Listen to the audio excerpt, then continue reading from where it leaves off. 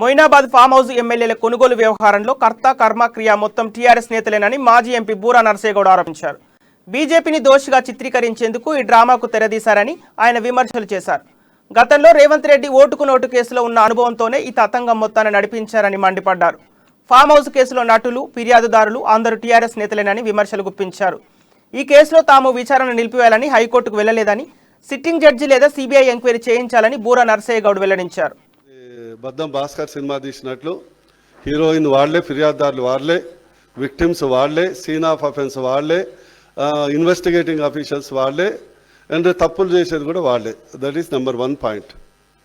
Number 2, ఈరోజు 2-3 విషయాలు చెప్పిన తర్వాత ప్రధానంగా ఇది వ్యక్తుల మధ్య జరిగినటువంటి సమస్య కాదు. ఇప్పుడు టీఆర్ఎస్ ప్రభుత్వం, టీఆర్ఎస్ పార్టీ దీన్ని బీజేపీ పార్టీని, కేంద్ర ప్రభుత్వాన్ని, కేంద్ర అగ్రనాయకుల్ని దోషులుగా చూపే ప్రయత్నంలో భాగంగా మొత్తం క్రియేట్ చేసినటువంటి ఇది ఒక పొలిటికల్ డ్రామా.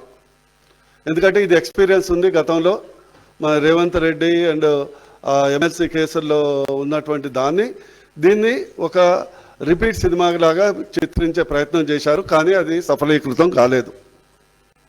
3వ అంశం, నిజంగా ఇది క్రిమినల్ కేసు అయితే సాధారణంగా ఎవిడెన్స్ కానీ, సీన్ ఆఫ్ అఫెన్స్ కానీ అవన్నీ పోలీస్ అధికారులు వెల్లడించాలి.